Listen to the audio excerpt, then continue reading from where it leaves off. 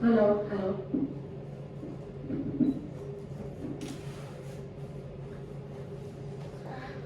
Good morning, everybody.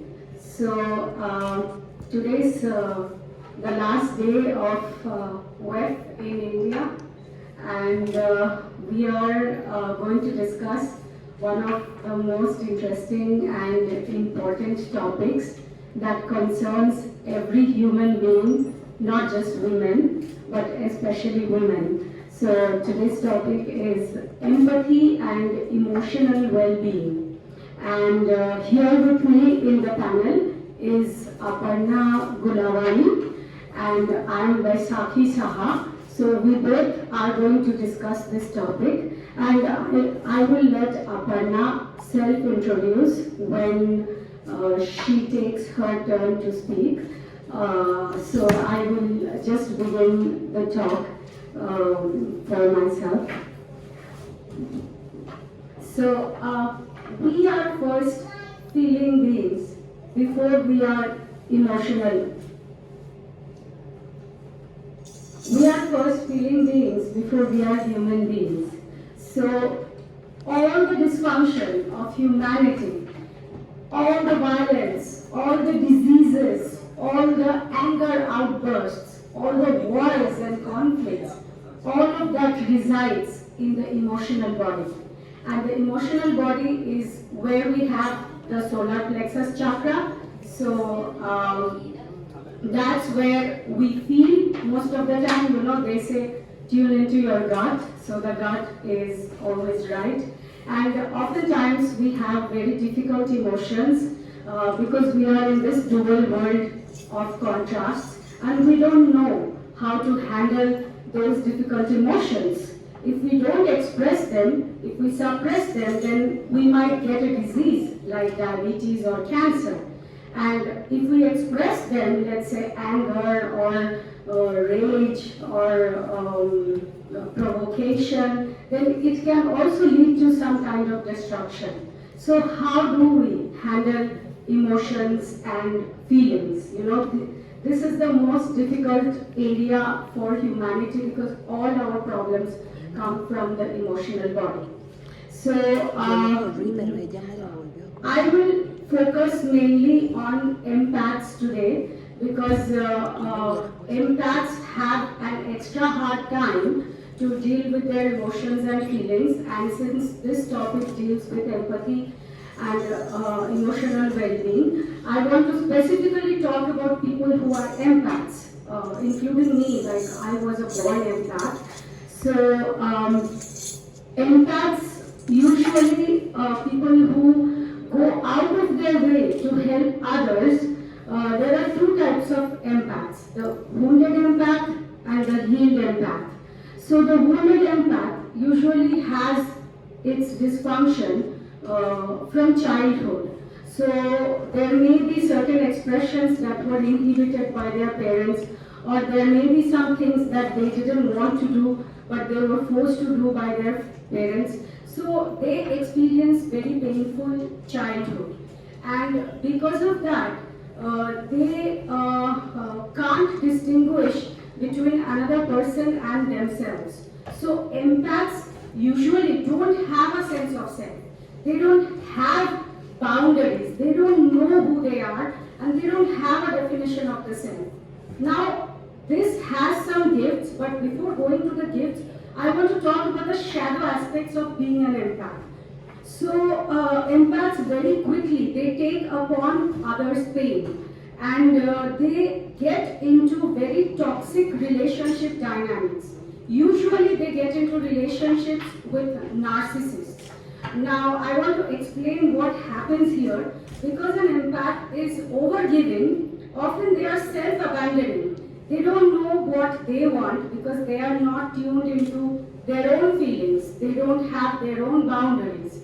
So they are always trying to save the other person and prevent the other person from pain. And in the process, they think that their own pain will be alleviated. But far from the truth, people actually take it for granted.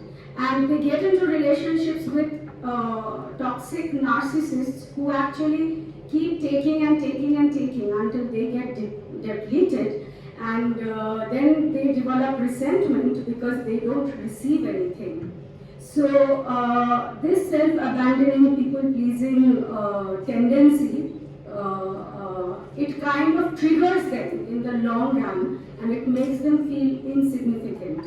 So what is the solution? I mean, how can an empath create healthy boundaries and use their gifts to uplift humanity rather than become a victim of life?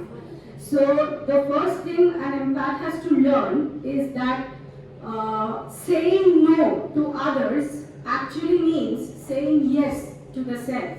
So their definition of self is so broad that everybody is a part of themselves, which is good in a way, but for them to lead a healthy physical life, they also have to learn how to separate and distinguish their own boundaries, so they know that if they are saying no to somebody, it is actually because they want to say yes to themselves.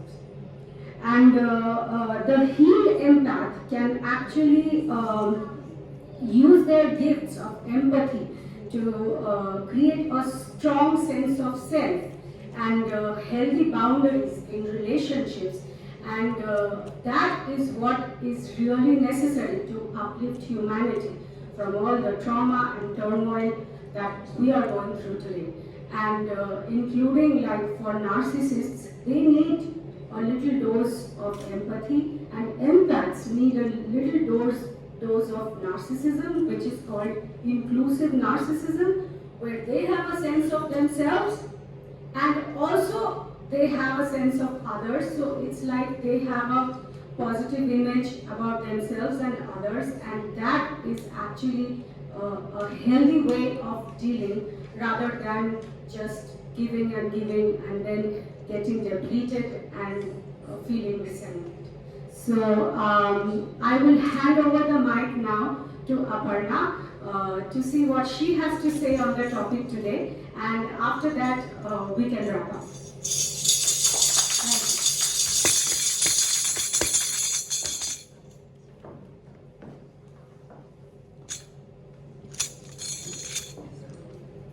Good morning, everyone. My name is Aparna. I am a leadership, EQ, and a communication coach by profession. And today I'm going to talk about my friend. My friend who knocked my door 10 to 12 times in times of hardship, in times when I was lonely, in times when I felt there was no one with me after I left my job. And this was a new friend. She didn't know me much, but still she knocked my door to give a plate of dosa and some chutney. Well, the dosa and chutney is insignificant. What is significant is that she was there for me without any judgment. She was there for me when I needed someone to be with. We spent some time together when I was discovering my purpose after I left my job. I left my job after 8 years of service in customer service, and I was clueless, what will I do in life? At that time, I really felt that I'm all alone in this world. I only have my home, my husband. But I discovered empathy with my friend. Empathy is nothing but feeling and connecting with other person's emotions and behavior. For that, you need to be observant. You need to have a clue of what might be going on in the other person's mind. Empathy in 2015 changed my life for good. I discovered that I am not all alone. I am with people and the world is one. I didn't know the term empathy at that time. I learned about emotional intelligence only in the year 2018. I am 36. At the age of 32, I discovered empathy and emotional intelligence. Prior to that, I used to just react to whatever situations used to come. And personally, hardships were very difficult for me to cope up with. But emotional intelligence gave me an example, or it gave me a vocabulary to express myself. And in that, empathy played a key role. I would like to narrate one more story about empathy, which is very recent. Since I believe in developing relationships, I stopped talking to one of my neighbors who was a very good friend of mine. We just departed, and we didn't communicate much for the last 3 months. And somewhere, it did not get me well what is happening, what is going around. The neighbor also was waiting for it. What is happening? Why is she not talking to me? And someone had to take a step forward. Well, I spoke to another friend of mine because my friendship and the horizon has broadened. And she told me, why don't you go and just ask her what's wrong? In fact, take something with you and go and talk to her because you have a very good relationship with her and something has gone wrong and it is bothering you. I took the first step. I went there and I spoke to her. And mind you, there was nothing wrong. We actually hugged and cried. That was the bond. That was empathy. Empathy is not only connecting with others, but it is also taking the first step to build a relationship. Having no ego. What a world it would be if we have such people, if we have so much love, kindness and compassion. When I went to my friend and I spoke to her, she actually told me, Aparna, is it okay if you teach me a new language? I don't feel very confident. And I being into communication and grooming, I readily accepted. It would not have been possible for her to open up to me if empathy was not there, if I did not go and take the first step. It is important for us to take the first step. I discovered empathy and I discovered it here and there in small ways, everywhere. When I came from Pune to Delhi with my daughter, my 4-year-old, I found people who were kind and empathetic, who were always ready to support. And that changed my life. I also started implementing empathy in my actual professional life, and this changed for good. In the year 2018, when I was just starting my soft skills training journey, I used to just think that yes, I have to conduct my training and come back. I didn't care much about the clients. Empathy helped me to understand the real requirement of the clients, and that is helping me to become a coach. And I'm enabling leaders to discover empathy as an aspect, to inculcate in their leadership qualities. With empathy, they will be able to build authentic relationships, real relationships, and inspire and influence their team members. Whenever I speak and meet people, they feel inspired because not only I have good communication skills, but a little bit of empathy which I show in my behavior and the way I communicate. Earlier, it used to be, let's get ahead with it. I didn't think of the other person. But now, empathy has helped me become humble and connect with the world. Here in this room, or in this forum when I've come to the summit, I see everywhere a person with curiosity, with no judgment, no bias. What a word it would be with empathy. Thank you.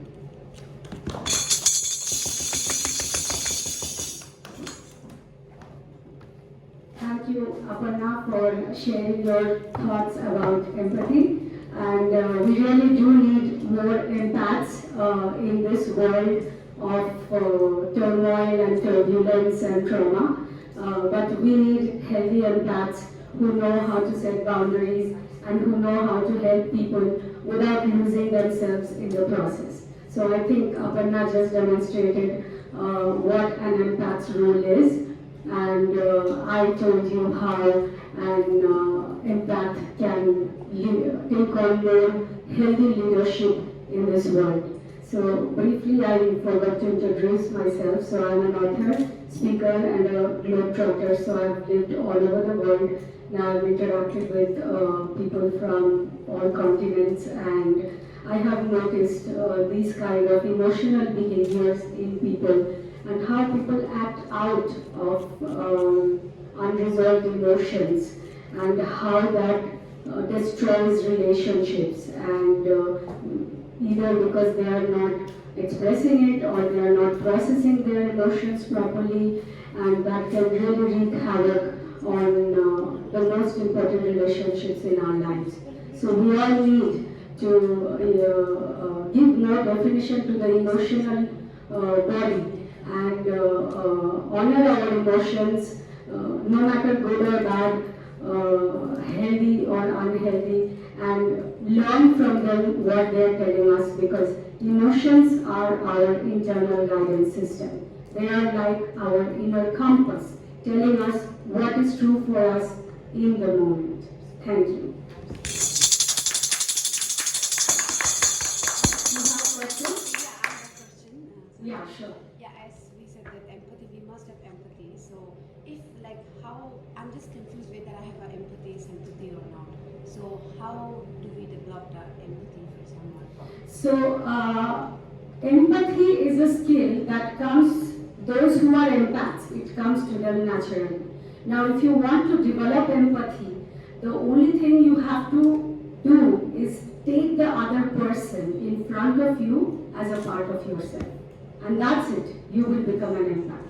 See, what happens in most relationships is that when we get into a relationship, be it a friendship, be it a romantic relationship, or with our parents, with strangers, we think it's someone other than us, someone outside of us that we need to get to know, if this person is good, if this person is bad, without trying to understand where the person is coming from.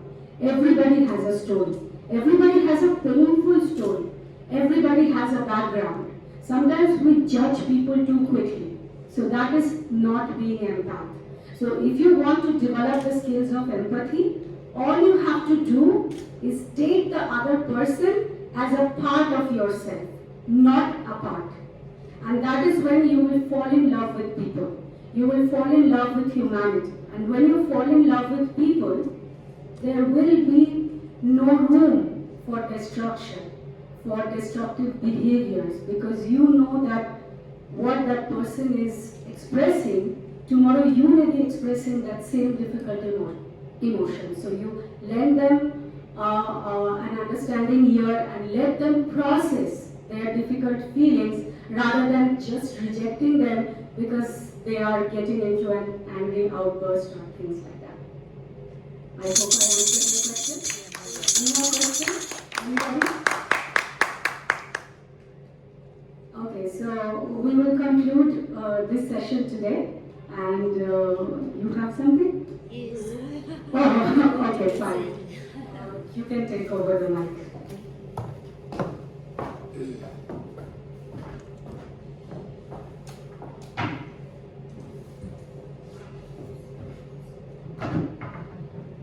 Very good morning to all of you. So really it was a wonderful presentation to be present by Ms. Isaki Sa. We are soul sister here to share our empathy to everyone. Thank you so much, Isaki Sa. Please, you may collect your award, Iconic Women Creating a Better World for All. Thank you so much.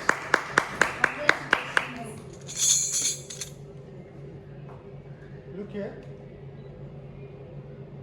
Wait.